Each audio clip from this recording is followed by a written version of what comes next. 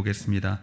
예레미야 1장 17절에서 19절까지의 말씀입니다. 예레미야 1장 17절에서 19절 말씀.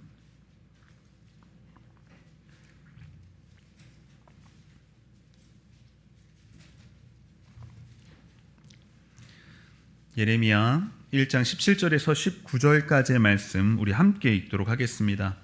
그러므로 너는 내 허리를 동이고 일어나 내가 내게 명령한 바를 다 그들에게 말하라. 그들 때문에 두려워하지 말라. 내가 그들 앞에서 두려움을 당하지 않게 하리라.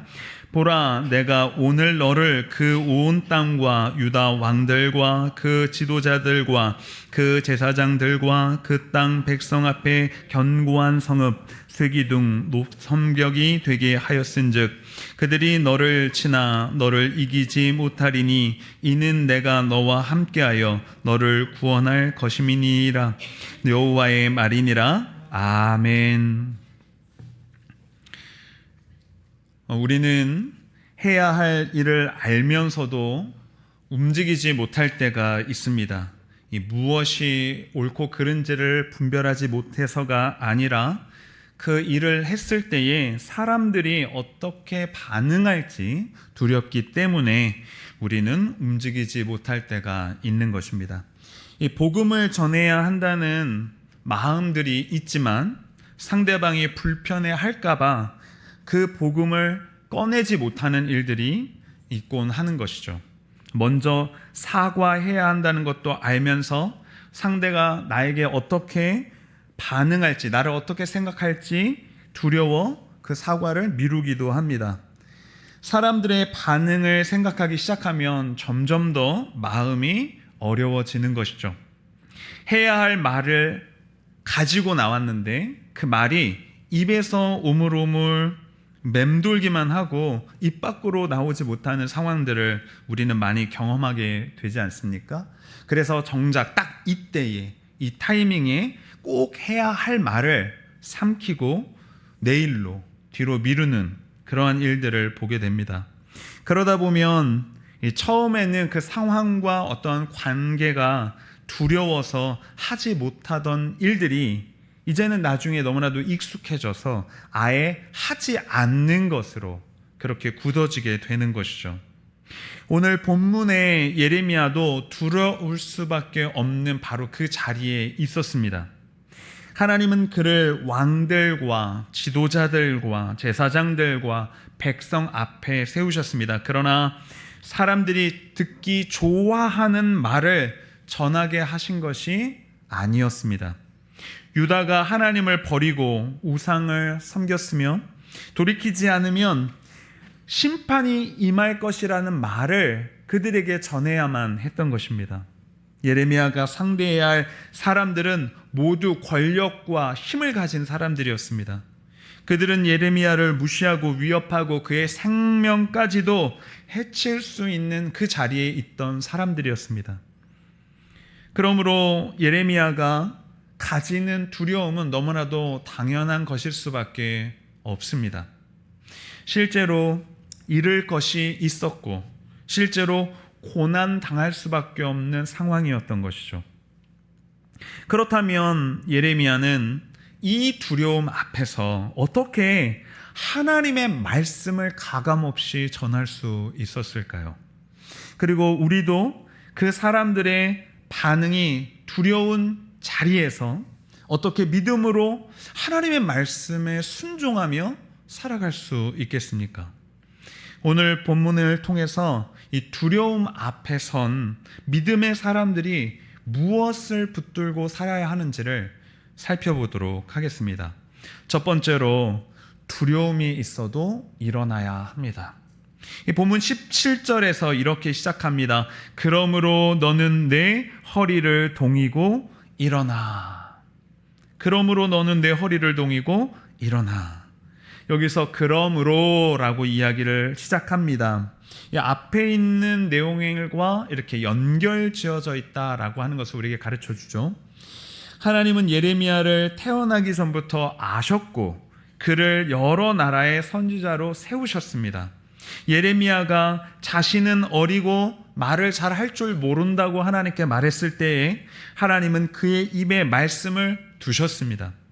살구나무 가지를 보여주면서 그 말씀을 이루시겠다고 약속해 주셨습니다.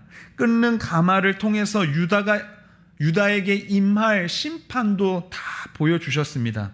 이제 예레미야가 하나님 앞에서 해야 할 일들은 분명했던 것입니다.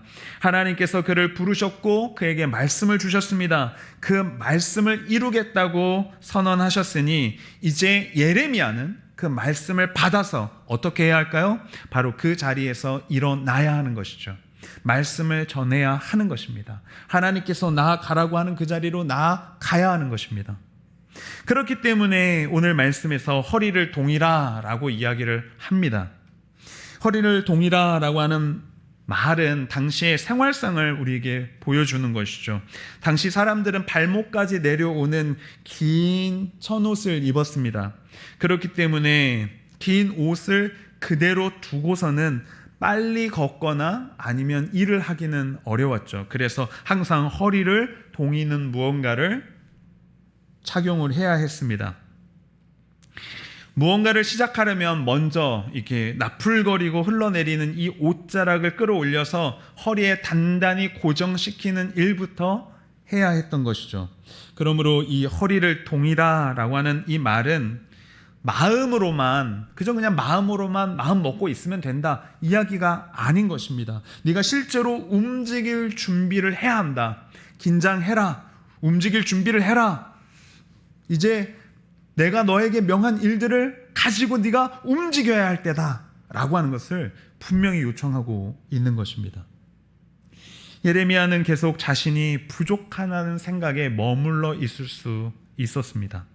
그러나 그러한 생각 가운데에서 그저 주저앉아 있는 것이 하나님이 원하시는 것은 아니었죠. 그러니 그 자리에서 머물러 있을 수 없었습니다. 나는 아직 어립니다. 나는 말을 잘 하지 못합니다. 사람들이 나를 받아주지 않을 것만 같습니다라고 하는 그 두려움까지도 생각하면서 주저앉아 있기에는 이제 하나님께서 허리를 동이라 이렇게 이야기하는 것이죠. 하나님께서 말씀하셨기 때문에 일어나야 합니다. 여기서 우리가 분명히 알아야 할 것이 있습니다. 이 믿음은 두려움을 느끼지 않는 상태가 아니라고 하는 것이죠. 우리가 두려움을 느낀다면 그것은 우리에게 굉장히 자연스러운 것입니다. 믿음이 좋다고 해서 두려움이 없거나 긴장되지 않는 것은 아닙니다. 때로는 믿음이 좋아도 두려움이 찾아올 때가 있고 너무나도 긴장돼서 실수를 할 수도 있는 것이죠. 그런데 믿음은 두려움이 있는데도 하나님께서 말씀하셨기 때문에 어떻게 하는 것일까요? 바로 몸을 일으켜 세우는 것입니다. 두려움이 있는 상태 그대로 있지만 그래도 하나님께서 내게 말씀하셨기 때문에 허리를 동이라고 이야기하셨기 때문에 허리를 동이고 일어날 준비를 하고 다리에 힘을 주는 겁니다. 그게 믿음인 것이죠. 우리는 종종 이 순서가 뒤바뀌어서 생각할 때가 있습니다. 자신감이 생기면 내가 좀 하나님 앞에서 이렇게 열심으로 섬겨보겠습니다. 내가 좀 마음이 편해지면 그 다음에 좀 넉넉한 마음을 가지고 넉넉하게 하나님 순종해 보겠습니다. 상대방의 반응이 내가 이제 복음을 딱 얘기했을 때 저 사람이 들어줄 것 같으면 내가 그 타임 잘 봐서 하나님 내가 복음 이야기 한번 꺼내 보겠습니다. 근데 지금은 타이밍이 아닌 것 같습니다. 실패하지 않을 확실히 생기면 내 안에 그 확신이 딱 생기면 그때 하나님이 말씀하신 거 내가 한번 도전해 보겠습니다. 우리는 이렇게 생각한다는 것이죠. 그러나 하나님은 모든 불안이 사라진 다음에 우리를 부르시는 분이 아닙니다. 때로는 마음이 떨리는 상태에 있어도 때로는 우리가 주저주저 머뭇거리는 그 상태에 있어도 하나님께서 우리에게 허리를 동이고 다리에 힘주고 내가 가리키는 방향으로 나아가라 말씀하시는 거죠. 그 한 걸음 속에서 하나님의 도우심을 비로소 경험할 수 있게 됩니다. 이스라엘 백성이 요단강을 건널 때 생각해 보십시오. 물이 먼저 쫙 갈라지고 메마른 땅이 확 나와서 야, 하나님께서 다 예비해 놓으셨으니 이제 발 떼 볼까? 그랬습니까? 아닙니다. 땅이 갈라지고 난 다음에 제사장이 들어간 것이 아닙니다. 제사장들이 언약궤를 메고 물가에 갔을 때, 심지어는 그 발이 물에 확 잠겼을 때 비로소 하나님의 역사를 보게 되는 것이죠. 하나님께서 먼저 안전한 길을 모두 보여주신 다음에 그 뒤에 움직이라고 하지 않으셨습니다. 말씀을 믿고 그 발을 내디더라 라고 말씀하시는 것이죠. 하나님은 예레미야에게 막연히 그냥 무엇이든지 용기 있게 시작해라, 네가 마음먹기 달렸다, 용기를 품어라, 사자의 심장을 가져라, 이렇게 말씀하신 것이 아닙니다. 사람들이 혹 싫어할 수 있어. 그러나 하나님께서 말씀하셨기 때문에 전하라고 하는 것이죠. 예레미야에게 필요한 그 한 걸음은 새로운 일을 시작하는 것이 아니라 사람들의 얼굴을 두려워하지 않고 그저 그 앞에서 하나님의 말씀에 묵묵히 순종해서 입술을 떼는 것이었습니다. 그렇다고 예레미야가 처음부터 끝까지 담대한 사람으로만 살았던 것은 아니죠. 그는 두려움을 가지고 있었습니다. 예레미야 20장을 보면 그는 말씀을 전할 때마다 조롱과 치욕을 당했습니다. 견디기 어려웠던 그는 마침내 이렇게 결심합니다. 예레미야 20장 9절에서 내가 다시는 여호와를 선포하지 아니하며 그의 이름으로 말하지 아니하리라. 얼마나 마음의 괴로움이 컸는지 내가 여호와를 선포하지 않겠습니다. 그의 이름으로 말하지 않겠습니다. 그렇게 외쳤던 것이죠. 이제는 말하지 않겠다는 것입니다. 말씀을 전할수록 그 자신이 상처를 받았습니다. 수많은 사람들에게 거절을 당했던 것이죠. 거절만 당했습니까? 조롱당했습니다. 생명의 위협을 당했습니다. 그러니 차라리 침묵하겠다는 것이죠. 그러나 곧 이어서 예레미야는 하나님의 말씀이 자신의 마음속에 불 붙는 것 같다고 고백합니다. 뼛속에 갇힌 불과 같아서 견딜 수가 없다고 이야기하는 것이죠. 예레미야는 두려움이 없어서 하나님의 말씀을 가지고 나아가 계속 말했던 사람이 아닙니다. 두려움이 있었습니다. 상처받았고 입을 닫고 싶은 그 순간이 있었고 그만두고 싶었습니다.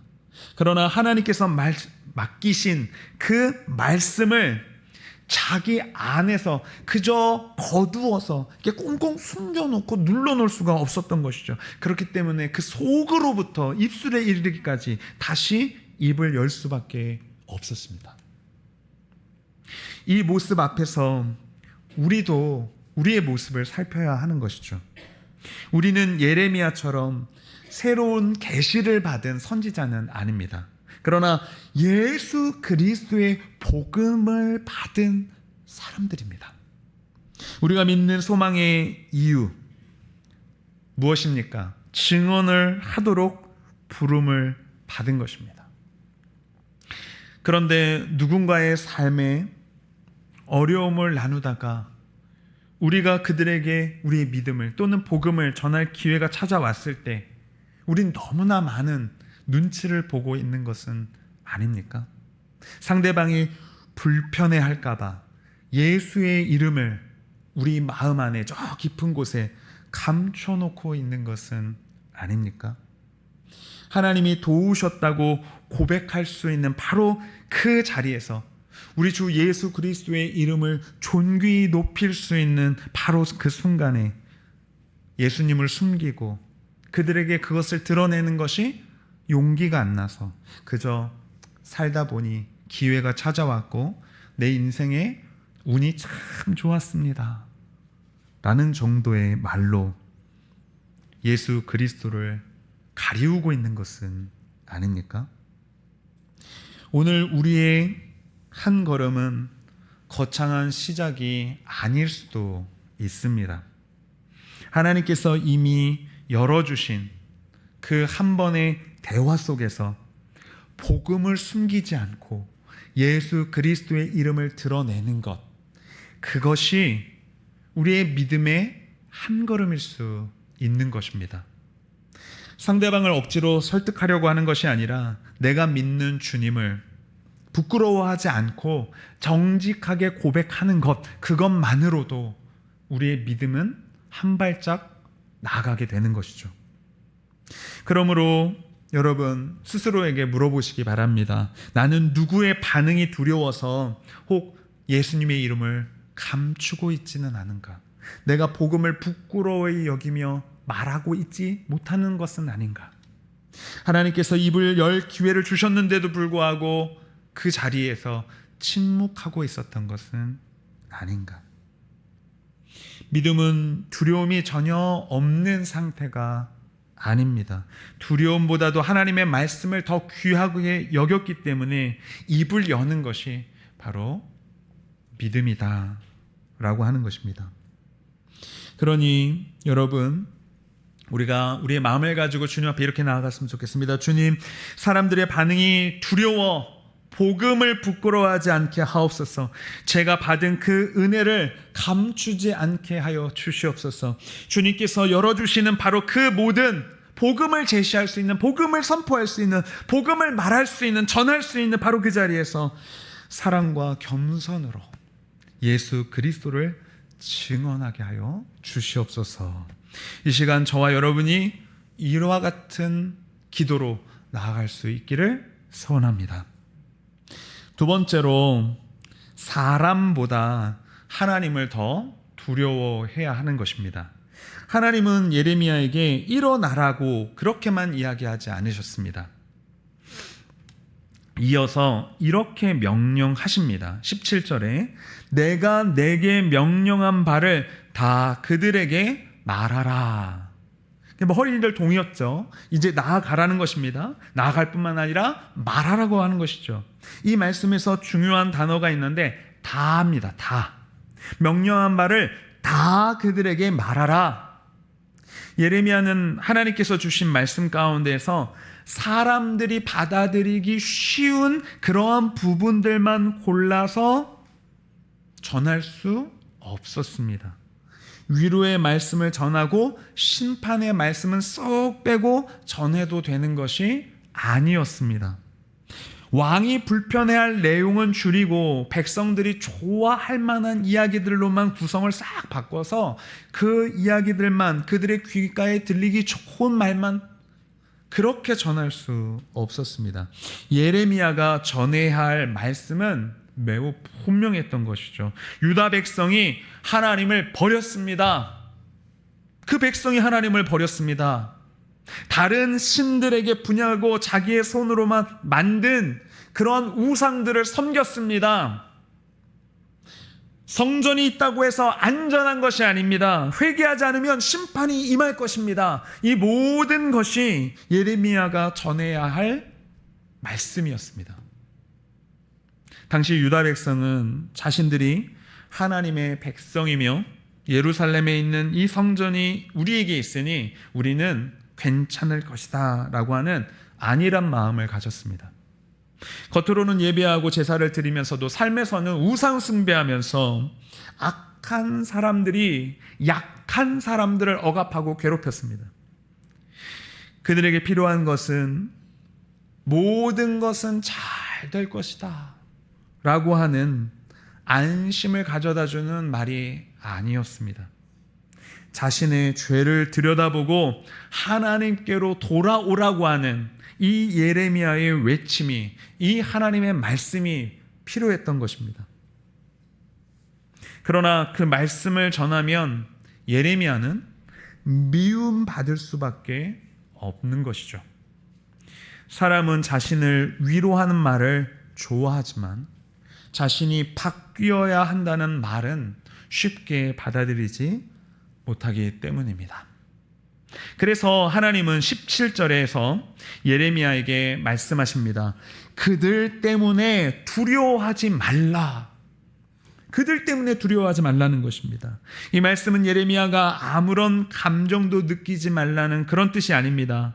사람들 앞에서 긴장하거나 마음이 떨리는 것을 죄라고 하는 것도 아닙니다. 떨릴 수 있죠.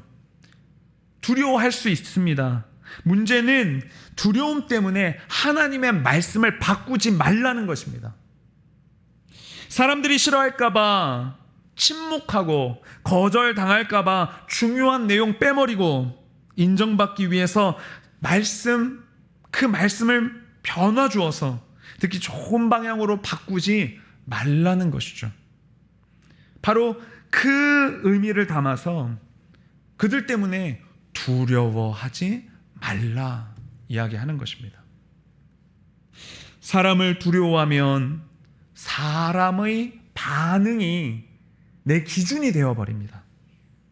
칭찬을 받으면 내가 옳다고 생각을 합니다. 비판을 받으면 내가 틀렸다고 생각을 합니다. 사람들이 좋아하면 계속하게 됩니다. 사람들이 싫어하면 멈춥니다. 그렇게 되면 더 이상 하나님의 말씀에 순종하는 사람이 아니라 사람들의 표정에 끌려다니는 사람이 되어버리는 것이죠. 여러분, 목회자가, 말씀 전하는 목회자가 여러분들의 눈치 보고 여러분들의 표정 보면서 이 강단에서 온전한 하나님의 말씀 전하지 않고 여러분들 귀에 들리기 좋은 이야기만 한다고 생각해 보십시오. 그 진리가 좌우의 날선 검과 같이 여러분들의 심령을 찌르고 쪼갤 수 있겠습니까?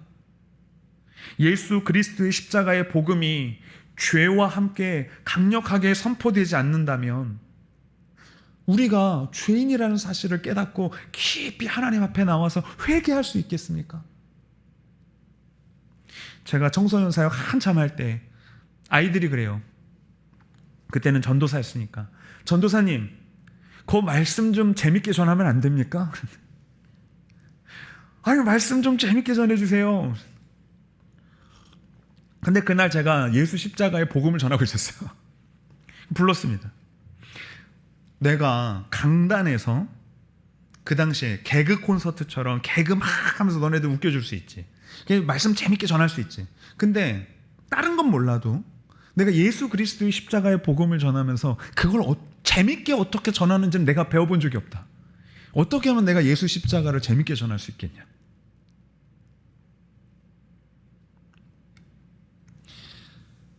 여러분, 하나님은 17절에서 매우 엄중하게 경고를 하십니다. 이 17절에서 보면 내가 그들 앞에서 두려움을 당하지 않게 하리라 이렇게 되어 있습니다. 그런데 개역 개정은 그들 때문에 두려워하지 말라, 내가 그들 앞에서 두려움을 당하지 않게 하리라 이렇게 되어 있는데, 그런데 히브리어 원문을 뜻을 조금 해석을 하면 그들 앞에서 두려움에 무너지지 말라, 그렇지 않으면 내가 너를 그들 앞에서 무너지게 하리라, 경고의 메시지로 되어 있습니다. 그래서 이 히브리어 원문을 그대로 좀 직역을 해서 반영한 것이 세번역이에요. 세번역을 보면 내가 그들을 두려워하면 오히려 내가 너를 그들 앞에서 무서워 떨게 하겠다, 이렇게 번역을 했습니다. 그러니까 이 말씀은 경고예요. 내가 그들 앞에서 두려움을 당하지 않게 하리라 라는 속내는 네가 그렇게 하지 않으면, 그렇게 하지만 오히려 네가 두려워하던 그들 앞에서 두려움을 느끼게 될 거야. 그렇게 될 거야. 여러분, 이 말씀은요, 연약한 그 예레미야의 마음을 꾸짖는 이야기가 아닙니다. 두려움에 굴복하여서 너에게 맡겨진 그 사명을 저버리게 된다면 결국 네가 그렇게 두려워했던 그 사람들 앞에서 정말 너 두렵게 될 거야, 이렇게 이야기하는 거예요. 사람을 하나님보다 크게 보면 사람 앞에서 작아집니다. 사람의 평가를 절대적인 것으로 여기면 그 평가 하나에 마음 전체가 무너지고 깨져버리고 주저앉아 버립니다. 여러분, 그러나 하나님을 경외하면 사람의 반응에 지나치게 휘둘리지 않게 되는 것이죠. 사람의 말에 귀 기울이고 비판을 받을 때에 자신을 돌아볼 수 있게 됩니다. 우리가 언제나 옳은 것은 아니기 때문에 우리는 사람들의 말을 귀담아 들어야 하기도 하죠. 그러나 사람의 평가가 하나님의 말씀보다 더 중요한 기준이 되어서는 안 됩니다. 이 부분에서 우리는 두 가지 잘못을 함께 조심해야 하는 것이죠. 하나는 사람들의 반응이 너무나도 두려워서 하나님의 말씀을 감추는 것입니다. 죄를 죄라고 말하지 못하고 돌이켜야 할 일을 외면하고 적당히 덮어주고 사랑이라는 이름으로 아무 말도 하지 않는 것이 하나님이 우리에게 원하는 것이 아닙니다. 그러나 참된 사랑은 상대방이 듣고 싶어하는 말만 하는 것이 아니라 그 사람의 영혼을 살리는 말을 하는 것이죠. 그 사람을 진실되게 사랑한다면 그들이 하나님께로 돌아올 그 말을 전해줘야 하는 것입니다. 다른 하나는 자기 생각을 하나님의 말씀처럼 주장하는 것입니다. 나는 옳은 말을 하는 것이니 상대방이 상처를 받든지 말든지 그저 내 주장을 펼친다고 하는 것, 그것이 옳지 않습니다. 내 감정과 판단을 하나님의 뜻이라고 포장해서 그렇게 다른 사람들에게 상처 주면 안 되는 것이죠. 말씀이 아니라 자신의 고집을 밀어붙이면서 그것을 담대함이라고, 용기라고 부를 수는 없는 것입니다. 예레미야가 담대할 수 있었던 이유, 예레미야가 용기를 낼 수 있었던 이유, 그것은 자기 생각이, 자기 고집이, 자기 주장이 확실했기 때문이 아닙니다. 바로 그 말씀이 하나님께로부터 명령으로 주어진 말씀이었기 때문에, 하나님의 말씀이었기 때문에 그 하나님의 말씀을 가지고 비로소 용기를 내서 나아갈 수 있는 것이죠. 그러므로 하나님의 말씀을 전하려는 사람은 먼저 그 말씀 앞에 자기 자신을 세워야 하는 것입니다. 용서하라는 말씀을 전하려면 내가 품고 있는 미움을 돌아볼 수 있어야 합니다. 정직하라고 말하려고 한다면 내 삶의 숨은 거짓들을 그 말씀 앞에 세워야 합니다. 섬기라고 가르치려면 나부터 낮은 자리에서 섬겨야 하는 것이죠. 염려하지 말라고 말하려고 한다면 내 두려움, 그 모든 것 하나님께 맡기고 오직 하나님만을 의지하며 나아가 염려하지 말라고 이야기해야 하는 것입니다. 말씀은 다른 사람을 공격하기 위한 칼이 아니라 먼저 내 마음을 여는 칼이 되어야 하는 것입니다. 나를 통과하지 않는 말씀은 쉽게 남을 정죄합니다. 사랑이 빠진 진리는 사람을 살리기보다 상처 입히고 죽입니다. 그렇다면 가정과 일터와 교회에서 우리는 어떻게 살아야 하는 것입니까? 해야 할 말을 무조건 참는 것은 사랑이 아닙니다. 반대로 생각나는 말을 모두 쏟아낸다고 해서 그것도 정직이 아닌 것이죠. 우리는 깊이 기도하면서 말해야 합니다. 우리는 모든 사실들을 확인하고 말해야 하는 것입니다. 상대방을 이기기 위해서가 아니라 살리기 위해서 말하는 것입니다. 내 감정을 확 쏟아부어가지고 속 시원하다 이러기 위해서 말하는 것이 아니라 하나님의 뜻을 이루기 위해서 말해야 하는 것입니다. 그리고 말한 뒤에 결과를 하나님께 맡기는 것입니다. 우리가 진실하게 말해도 상대방이 잘 알아듣지 못할 수도 있습니다. 또는 감정이 상해서 왜곡하여 들을 수도 있습니다. 사랑으로 권면해도 우리는 오해받을 수 있습니다. 복음을 전해도 거절당할 수 있습니다. 그러나 이러한 사람들의 즉각적인 반응이 우리의 옳고 그름을 결정하는 것은 아닙니다. 예레미야의 말을 당시 사람들은 거부했지만 결국 역사를 통해서 그 시간들을 통해서 하나님의 말씀이 옳았음을 알게 되었습니다. 그러므로 우리는 사람들의 반응에 따라서 말씀의 가치를 판단해서는 안 됩니다. 사람들의 표정보다 하나님 앞에서 우리가 먼저 정직한지를 돌아보고 우리의 기준은 오직 하나님의 말씀이 되어야 하는 것입니다. 오늘 우리 자신에게 물어보길 바랍니다. 나는 누구의 평가를 가장 두려워하고 있는가? 사람들에게 인정받기 위해서 하나님의 말씀을 혹 외면하고 있지는 않은가? 반대로 내 고집을 하나님의 뜻처럼 주장하고 있지는 않은가? 나는 내게 주어진 하나님의 말씀, 그 진리를 정말 진정 사랑으로 이야기하고 있는가? 말씀 앞에서 먼저 자신을 살피는 지혜가 있기를 바랍니다.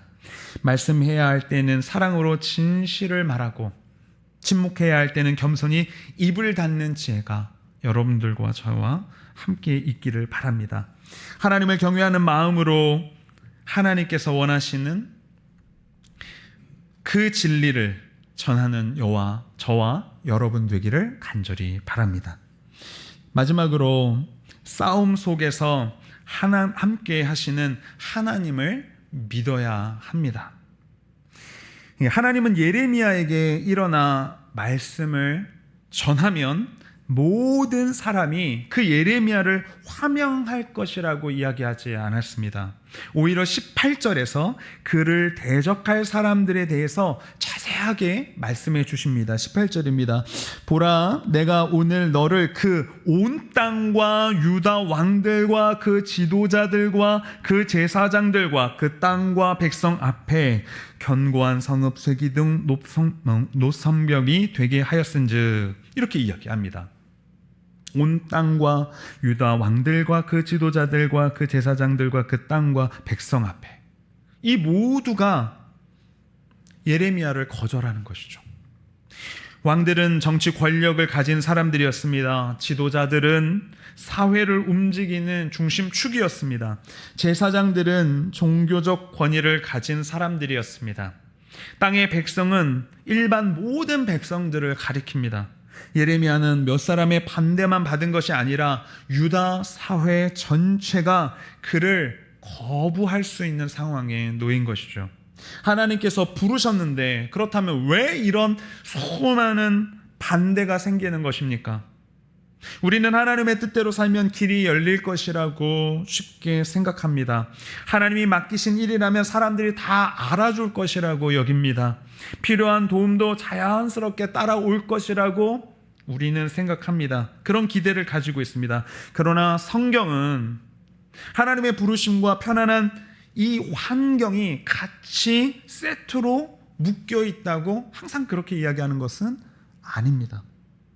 모세는 하나님의 부르심을 받고 바로의 완강한 저항을 만나지 않았습니까? 다윗은 기름 부음 받은 후에 곧바로 왕이 된 것이 아니라 사울에게 쫓기는 신세가 되었습니다. 사도 바울은 복음을 전하면서 매맞고 감옥에 갇혔습니다. 하나님의 뜻 안에 있어도 우리의 삶 가운데서는 이러한 영적인 전쟁과 싸움이 있을 수 있는 것이죠. 오히려 하나님의 말씀에 충실하기 때문에, 충성했기 때문에 그 반대를 만날 수 있게 된다는 것입니다. 하나님은 예레미야에게 솔직하게 말씀하십니다. 1장 19절에서 그들이 너를 치나 너를 이기지 못하리니, 보십시오. 그들이 너를 치나, 이렇게 이야기합니다. 사람들이 너를 이해하지 못할 수 있다, 이 정도가 아니라 그들이 너와 싸울 것이다, 너를 칠 것이다 말씀하십니다. 실제로 예레미야는 수많은 고난을 겪었습니다. 사람들에게 조롱을 당했습니다. 제사장과 지도자들은 그를 때리고 심지어 감옥에 가두었습니다. 그는 진흙 구덩이에 던져졌고 생명의 위협도 받았습니다. 하나님의 말씀을 충실하게 전했지만 삶이 어느 한 부분도 편해지지 않았던 것입니다. 그렇다면 너를 이기지 못하리라는 이 말씀은 어떠한 약속입니까? 예레미야가 아무 상처도 받지 않게 될 것이라는 뜻입니까? 아닙니다. 그러면 한 번도 낙심하지 않게 될 것이라고 말하는 것입니까? 아닙니다. 실제로 예레미야는 굉장히 많이 울었습니다. 그의 별명이 눈물의 선지자가 아닙니까? 고통스러웠고 자신의 태어난 날을 저주하기까지도 했습니다. 그러나 반대자들이 예레미야에게 맡겨진 하나님의 사명까지는 결코 무너뜨리지 못했다고 하는 것이죠. 그를 흔들고 상처 입힐 수는 있었지만 그에게 맡겨진 그 하나님의 말씀은 결코 실패하지 않습니다. 예레미야의 안전은 고난을 피하는 데 있지 않았습니다. 그 고난 속에서도 하나님의 손에 벗어나 있지 않는 그 하나님의 손길이 바로 예레미야의 안전이었습니다. 하나님은 18절에서 예레미야에게 이렇게 말씀하십니다. 보라, 내가 오늘 너를 그 온 땅과 유다 왕들과 그 지도자들과 그 제사장들과 그 땅 백성 앞에 견고한 성읍, 쇠기둥, 노선벽이 되게 하였은즉. 견고한 성읍은 무너지지 않는 요새입니다. 쇠기둥은 큰 무게를 견디는 견고한 기둥입니다. 노성벽은 공격을 막아내는 튼튼한 방어벽입니다. 이 말씀을 잘 보면 하나님은 내가 스스로 견고한 성읍이 되어라 이렇게 말씀하는 거 아니죠. 힘을 다해라, 노력해라, 열심 내라 이렇게만 이야기하는 것이 아닙니다. 내가 오늘 너를 견고한 성읍, 쇠기둥, 노성벽이 되게 했다라고 하는 것입니다. 예레미야가 본래 강한 성격이어서 버틸 수 있게 된 것이 아니죠. 하나님께서 그를 붙드셨기 때문에 견디는 것입니다. 그리고 예레미야는 감정이 메마른 사람이 아니었어요. 쉽게 상처받을 수 있었습니다. 똑같은 사람이었습니다. 사람들의 말을 듣고도 아무렇지도 않은 강철의 심장을 가진 사람이 아니었습니다. 그는 상처받았고 눈물을 흘렸고 때로는 그 사망을 내팽겨쳐 버리고 싶어 했던 그 마음을 가지고 있는 사람이었죠. 그런데 그때마다 하나님의 말씀이 그의 마음에 있어서 불타올랐던 것입니다. 그가 하나님을 단단히 붙들어서만이 아니라 하나님께서 그 마음 가운데 말씀을 두셨기 때문에 다 포기하고 싶은 그때에 하나님의 말씀이 불타올라서 그 말씀이 그의 심령을 감동케 해서 그가 하나님의 말씀을 말하지 않고는 견딜 수 없는 심정이 되었던 것이죠. 여러분, 우리의 믿음을 가끔 우리의 어떤 성격과 기질, 강한 리더십 이런 것들로 혼동할 때가 있습니다. 말을 크게 하는 사람이 강한 사람이라고 생각합니다. 감정을 잘 드러내지 않는 사람은 묵묵히 믿음 좋다고 생각합니다. 어려움을 만나도 아무렇지도 않은 모습을 보여야 한다고 생각을 합니다. 그러나 성경이 말하는 강함은 자신의 감정을 숨기는 것이나 강한 리더십, 강력한 마음으로부터 나오는 것이 아니죠. 진정한 강함은 자신의 약함을 인정하면서도 하나님의 붙드시는 바로 그 자리에 있는 것이 진정한 강함입니다. 눈물을 흘리면서도 기도하는 것이 강한 것입니다. 마음이 아프면서도 그 한 사람 한 사람을 포기하지 않고 기도하는 것이 강한 것입니다. 결과가 보이지 않아도 맡겨진 일을 묵묵히 해내는 것이 강한 것입니다. 사람들이 알아주지 않아도 하나님 앞에서 온전히 충성하는 것이 진정한 믿음입니다. 이제 하나님이 예레미야에게 주신 가장 중요한 약속이 19절 마지막에 등장을 합니다. 19절 마지막에 이는 내가 너와 함께하여 너를 구원할 것임이니라 이렇게 얘기합니다. 너와 함께하여. 하나님은 예레미야에게 내가 너와 함께 하겠다고 약속하셨습니다. 이것이 예레미야의 힘이었습니다. 용기를 낼 수 있는 근원이었습니다. 사람들이 모두 예레미야를 떠나도 하나님은 떠나지 않으십니다. 왕들이 그를 가두어 놓아도 하나님은 그와 어느 곳에나 함께 하십니다. 사람들이 그의 말씀을 거부해도 하나님은 자신의 말씀을 예레미야를 통해서 지켜내십니다. 우리에게도 필요한 것은 막연한 자기 확신이 아니라 나는 할 수 있다, 나는 강한 사람이다, 나는 절대로 무너지지 않는다 이러한 자기 결심이 아니라 바로 하나님의 손길인 것입니다. 우리는 자신을 끝까지 붙들어 주지 못합니다. 왜냐하면 우리는 실제로 매우 약하고 때로는 흔들리고 때로는 넘어지기 일쑤이기 때문입니다. 우리에게 필요한 고백은 자기 결심이 아니라 나는 약하지만 하나님이 나와 함께 하십니다라는 믿음의 고백인 것이죠. 나는 두렵지만 하나님께서 나를 붙드신다는 믿음의 고백. 나는 그 앞을 알지 못하지만 하나님께서 내게 맡기신 그 길을 묵묵히 걸어가겠다고 하는 이 믿음의 고백이 우리에게 있어야 하는 것입니다. 이 약속은 예수 그리스도 안에서 우리에게 분명해지는 것이죠. 예수님은 하나님의 말씀을 온전히 전하신 참된 선지자셨습니다. 그러나 자기 백성에게 거절당하셨습니다. 종교 지도자들은 예수님을 대적했고 정치 권력자들은 예수님을 십자가에 못 박아 버렸습니다. 군중들은 예수님께 십자가에 못 박아 죽여버리라고 외쳤습니다. 예수님을 버린 것입니다. 십자가에 달리신 예수님은 사람들의 눈에 완전히 패배한 것처럼 보였습니다. 그러나 십자가는 하나님의 뜻이 실패한 자리가 아닙니다. 예수님은 죽기까지 아버지의 뜻에 순종하셨습니다. 하나님은 그를 죽은 자 가운데서 다시 살리셨습니다. 세상은 그리스도를 쳤지만 이기지 못했습니다. 죽음도 그리스도를 붙잡아둘 수 없었습니다. 부활하신 예수님은 제자들에게 모든 민족에게 복음을 전하라 하시면서 예레미야와 같이 동일한 약속을 주셨습니다. 마태복음 28장 20절에서 내가 너희에게 분부한 모든 것을 가르쳐 지키게 하라. 볼지어다 내가 세상 끝날까지 너희와 항상 함께 있으리라. 예레미야에게 내가 너와 함께 하겠다고 하셨던 그 하나님께서 이제 예수 그리스도 안에서 우리에게도 말씀하십니다. 내가 너와 함께 하겠다. 그러므로 우리는 이 세상 가운데서 혼자 싸우는 사람이 아닙니다. 우리 안에 계신 성령께서 말씀을 깨닫게 하시고 순종할 힘을 주시고 넘어졌을 때 다시 일으켜 세워 주십니다. 하나님이 함께 하심은 어떤 어려움도 우리를 하나님의 사랑 안에서 끊을 수 없다는 뜻입니다. 여러분, 우리의 목표는 모든 사람들과 싸워서 이기는 것이 아닙니다. 논쟁에서 이기고 나를 반대하는 사람들을 굴복시키는 것이 우리의 최종 목표가 아닙니다.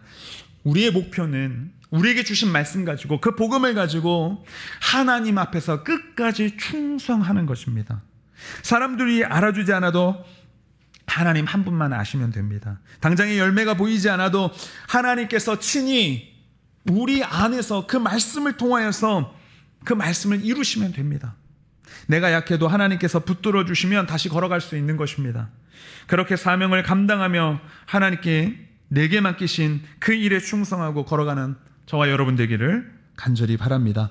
말씀을 맺겠습니다. 오늘 우리도 하나님 앞에 온전히 서 있기를 바랍니다. 두려움 때문에 미루고 있는 순종이 있다면 이제 허리를 동이시고 일어나십시오. 사람들의 시선 때문에 믿음을 감추고 있다면 더 하나님을 바라보십시오. 어려움 속에서 지쳐 있다면 내 힘으로 버티지 말고 함께 하시는 그 주님을 바라보며 내게 맡기신 그 사명 감당하는 여러분 모두가 되시기를 간절히 바랍니다. 이 시간 주만 바라